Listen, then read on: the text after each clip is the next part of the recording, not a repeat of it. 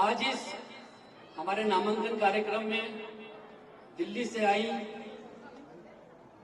Bharatiya Janata party की हमारी वरिष्ठ नेत्री, भारत सरकार में मंत्री आदरणीय स्मृति ईरानी जी, उत्तराखंड के बहुत ही लोकप्रिय, बहुत ही यशस्वी मुख्यमंत्री भाई पुष्कर सिंह धामी जी, उत्तराखंड के बहुत ही लोकप्रिय हमारे प्रदेश अध्यक्ष भाई महेंद्र भट्ट जी, उत्तराखंड के हमारे भारतीय जनता पार्टी के प्रभारी, भारतीय जनता पार्टी के राष्ट्रीय महासचिव आदरणीय दुष्यंत गौतम जी, और हमारे भारतीय जनता पार्टी के बहुत ही वरिष्ठ नेता, पूर्व मुख्यमंत्री रहे, इस लोकसभा के सांसद और मेरे बहुत ही बड़े भाई जैसे आदरणीय तीरथ सिंह रावत जी, आदरणीय निशंक जी, उत्तराखंड सरकार में मंत्री धन सिंह रावत जी, सुबोध उनियाल जी, मनीष खंडूड़ी जी, यहाँ पर बैठे सभी पार्टी के हमारे वरिष्ठ नेतागण मंच में विराजमान, और यहाँ पर हमारे गढ़वाल के सभी माताओं बहनों, मेरे साथियों, मैं आप सभी को नमन करता हूँ, आप सबको प्रणाम करता हूँ। आज आप दूर दूर से आए हैं और मेरे नामांकन कार्यक्रम में शामिल होने के लिए मैं आप लोगों को नमन करता हूँ, और आप लोगों ने जिस मेहनत के साथ यहाँ आए हैं, मैं आप लोगों को विश्वास दिलाता हूँ कि आपका जो पसीना आप लोग बहा रहे हैं और जिस तरीके से मैं देख रहा हूँ कि कार्यकर्ता घर घर जा रहे हैं, मैं आप लोगों को विश्वास दिलाता हूँ आपके इस पसीने का ऋण मैं कभी चुका तो नहीं पाऊंगा, लेकिन आप लोगों को विश्वास दिलाता हूँ कि इस गढ़वाल के हमारे जो कार्यकर्ता हैं, हमारे जो मतदाता हैं, जो हमारे नागरिक हैं, इनके लिए जो भी मेरे जीवन में जितनी मेरी यथाशक्ति है, उनके लिए किसी भी काम के लिए मैं पीछे नहीं हटूंगा और अपनी पूरी शक्ति के साथ जन कल्याण के कामों के लिए करूंगा।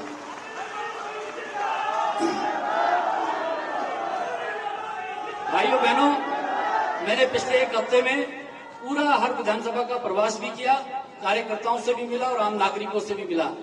मैं आप लोगों के साथ साझा करना चाहता हूं कि मैंने अपने जीवन काल में, मैं लंबे समय से चुनाव को देख रहा हूं, मैंने अपने जीवन काल में ऐसा चुनाव पहले कभी नहीं देखा। मैंने ऐसा चुनाव पहले कभी नहीं देखा कि जब जनता ने चुनाव अपने हाथ में ले लिया हो। मैंने ऐसा चुनाव कभी नहीं देखा कि जैसे ही भारतीय जनता पार्टी का झंडा दिखता है तो लोग मोदी मोदी मोदी कहने लग जाते हैं।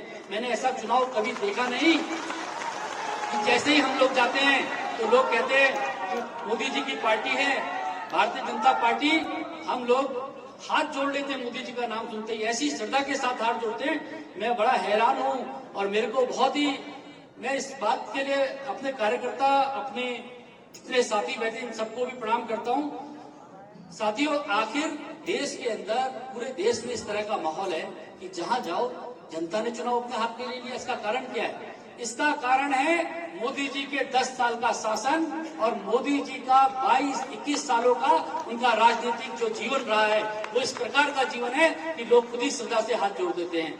साथियों, पिछले 10 सालों के अंदर हमारी सरकार ने जितने काम किए, आप देखिए जितने काम किए, और हमारा जो चुनावी घोषणा पत्र था, ये पहली सरकार है पिछले 70-75 सालों में जिसने अपनी घोषणाओं को, सभी घोषणाओं को पूरा किया। मैं आप लोगों को विश्वास दिलाता हूँ, उत्तराखंड के अंदर पलायन के, जो पलायन का दंश है, हमारे जो लोग प्रवासी यहाँ से गए हैं, ये पिछले 70 सालों की कांग्रेस की कुनीतियों का फल अक्सर था कि हमारे लोगों को बाहर जाना पड़ा, रोजी रोटी कमाने के लिए बाहर जाना पड़ा। आज हमारे गांव सुनसान हो गए हैं। आज देखिए, जिन पगडंडियों में हमारे पुरखे चलते थे, वो सब पुरखे, जिस पगडंडियों में हमारे पुरखे चलते थे, उनको आज भूताय कहने जाने लगा। आप दुनिया के बड़े बड़े अखबारों में पढ़िए, घोस्ट विलेज ऑफ उत्तराखंड के भूता गांव, हमारे दिल में चोट होती है, हमारे आंसू निकलते हैं जब हमारे गांव को भूता गांव कहा जाता है। मैं आप लोगों को विश्वास दिलाता हूँ, मैंने एक कार्यक्रम शुरू किया, आप लोगों को याद होगा, अपना वोट अपने गांव। मैंने सबसे पहले अपना वोट अपने गांव, कोट ब्लॉक में नकोट में बनाया। मैंने कहा मैं अपने वोट डालने अपने गाँव आऊंगा, किसी बहाने तो गाँव आएंगे। मैंने कहा कि हम अपना एक त्योहार अपने गांव में मनाएंगे। मैं अपने गांव में किसी ना किसी एक त्योहार के दिन मनाने आता हूं। हमें इन निर्जन पड़ी जो हमारे गांव हैं, इनको किसी तरह से आबाद करना है, रोशन करना है। मेरे को इस सब के लिए आपका साथ चाहिए, इस सब यहाँ के विकास के लिए आप सब लोगों का साथ चाहिए। मैं आप लोगों को विश्वास दिलाता हूँ कि कि आप मेरा साथ दीजिए, मैं यहाँ के गांव के रोशन करने के लिए, हमारे पौड़ी जिले के आसपास के जिलों के मैं जो हो सकता होगा वो करूंगा। आप लोगों से, आप लोगों को पता है कि मोदी जी का उत्तराखंड के साथ क्या प्रेम है। मैंने बताया आपको, उन्होंने संकल्प लिया अगला दशक उत्तराखंड का होगा। भाई पुष्कर सिंह धामी जी और हम सब मिलकर इसके लिए प्रयास कर रहे हैं। अब मोदी जी का उत्तराखंड के साथ कितना स्नेह आप सब लोग जानते हैं। आप सब लोग जानते हैं कि अगर वो देश में किसी सबसे ज्यादा किसी राज्य में आते हैं तो वो उत्तराखंड है। आप जानते हैं उनका केदारनाथ के साथ कितना लगाव है। आप जानते हैं कि बद्रीनाथ के साथ कितना लगाव है। और बहनों भाइयों, आप सब लोग जानते हैं जब वो राजनीति में नहीं थे, जब मुख्यमंत्री नहीं थे, भारतीय जनता पार्टी तक में नहीं थे, तब इन उत्तराखंड की पगडंडियों में मोदी जी ने बहुत भ्रमण किया है, बहुत समय इन पगडंडियों में बिताया है। उनका एक आत्मीय लगाव है। और आज जब मोदी जी को गाली दी जाती है तो उत्तराखंड के हमारे भाई बहन इसका जवाब देंगे नहीं देंगे? आज मोदी जी को अगर कोई अपशब्द कहेगा, हम सब लोग जवाब देंगे नहीं देंगे? पिछले 2 दिन पहले आपने देखा हमारे विपक्ष के लोगों ने उनको औरंगजेब कहा। हम सब लोग 19 तारीख को उसका जवाब देंगे नहीं देंगे? साथियों, अगर मोदी जी को जिस तरह की भाषा विपक्ष कह रहा है उसका जवाब हम सबको देना है। मैं आप, क्योंकि आप स्मृति जी को सुनने आए हैं और स्मृति जी हमारी नेता हैं। स्मृति जी ने जिस प्रकार से मुझसे पहले वक्ताओं ने कहा कि स्मृति जी ने अमेठी को कांग्रेस विहीन कर दिया, उत्तर प्रदेश से भगा दिया, तो स्मृति जी को मैं कहना चाहूंगा कि दीदी आपने तो खैर बड़ा काम किया है। आपने तो राहुल गांधी को दक्षिण भेज दिया, अब देखते हैं कहाँ जाएंगे। लेकिन हमने भी छोटा सा काम किया। हमारे महेंद्र भट्ट जी, पुष्कर धामी जी बैठे हैं, हमने भी उत्तराखंड में गढ़वाल लोकसभा से कांग्रेस विहीन कर दी। एक विधायक का वो भी हमारी तरफ आ गए। तो आने वाले समय में हम जरूर, आने वाले समय में हमने लक्ष्य बनाया है कि इस लोकसभा को 5 लाख से जीतेंगे। उत्तराखंड की 5 हमारी लोकसभा को धामी जी के नेतृत्व में 5-5 लाख से जीतेंगे। 25 लाख से उत्तराखंड के अंदर विजय प्राप्त करेंगे। आप सब लोगों से मेरा ये कहना है कि जैसे मोदी जी ने डीबीटी भेजा, सीधा घर में किसान सम्मान निधि भेजा, जैसे मोदी जी ने राशन भेजा, जैसे मोदी जी ने आयुष्मान कार्ड भेजा, जैसे मोदी जी ने हमको और चीजें सीधी भेजी, डीबीटी से सीधा डायरेक्ट बेनिफिट ट्रांसफर से, आप सब लोग भी इसका जवाब दे सकते हैं। मोदी जी के डीबीटी का जवाब आप लोग 19 तारीख को दे सकते हैं। आप अनिल बलूनी को वोट दीजिएगा, भारतीय जनता पार्टी के कमल पे फूल पे हाथ दबाइएगा, गढ़वाल से सांसद बनाइएगा, सीधा डायरेक्ट बेनिफिट ट्रांसफर होगा दिल्ली में और मोदी जी पुनः प्रधानमंत्री बनेंगे। देश में विकास की गंगा जमुना बहेगी और बहुत विकास होगा। हम सब लोग माननीय मुख्यमंत्री जी और स्मृति दीदी जी को सुनने आए हैं। आप सब लोगों का बहुत बहुत धन्यवाद। आने वाले दिनों में गढ़वाल के लिए और विकास की बातें आप लोगों के साथ होगी। बहुत बहुत क्या, आज हमारी पार्टी के बड़े वरिष्ठ नेता बैठे हैं, यहाँ भी बहुत वरिष्ठ नागरिक बैठे हैं। आप लोग भी सोचते होंगे, जब हम लोग नारे लगाते थे सौगंध राम की खाते हैं, मंदिर वही बनाएंगे, तो हम लोग सोचते थे कि क्या कभी मंदिर बनेगा? हम लोग सोचते थे क्या हम सौगंध राम की खाते मंदिर वही बनाएंगे? रोंगटे खड़े हो जाते थे। लेकिन जब विपक्ष कहता था कि तारीख नहीं बताएंगे तो हम लोगों को, हम चुप हो जाते थे कि तारीख क्या होगी। लेकिन भाइयों बहनों, ये मोदी जी का नेतृत्व था कि आज पूरा राम मंदिर, विशाल राम मंदिर, गगनचुंबी राम मंदिर बन के तैयार हो गया और आज विपक्ष मौन है, आज विपक्ष चुप है। हम नारा लगाते थे कि शहीद हुए जहां मुखर्जी वो कश्मीर हमारा है, तो हम सोचते थे क्या कभी 370 हटेगी? 370 भी हट गई, सीए भी आ गया, ट्रिपल तलाक भी हट गया और आप सब लोगों को, हमारी माताएं यहाँ बहती हैं, मोदी जी का हम सब लोग आभारी हैं कि महिला विधेयक भी पास हो गया। इस सरकार ने कुछ ऐसा काम नहीं छोड़ा जो बचा हो। लेकिन लोग कहते हैं कि भाई इसके बाद क्या, सारे काम हम लोगों ने कर दिए। तो मैं आप लोगों को कहना चाहता हूँ कि मोदी जी का जो लक्ष्य है आगे का, मोदी जी का जो लक्ष्य है उत्तराखंड को लेकर, एक उन्होंने कहा कि आने वाला दशक उत्तराखंड का होगा।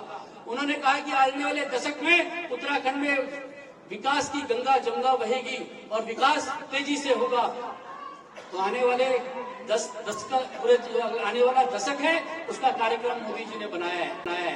साथ ही उन्होंने कहा कि विकसित भारत का लक्ष्य रखा है। साथियों, विकसित भारत होगा, आप और हम सब गवाह होंगे। आज भारत सबसे तेजी से बढ़ती हुई अर्थव्यवस्था है। आज जब ये कांग्रेस के लोग छोड़ के गए थे, आज हम 5वें नंबर की अर्थव्यवस्था है। आज पूरी दुनिया में अगर आप कहीं जाएंगे तो भारतीय सम्मान के साथ चलते हैं। भारतीयों के लिए आज हम जब जाते हैं तो लोग कहते हैं भारत से आए हो, मोदी जी के देश से आए हो। मैं आप लोगों को विश्वास दिलाता हूँ कि भाई पुष्कर सिंह धामी जी यहाँ बैठे हैं।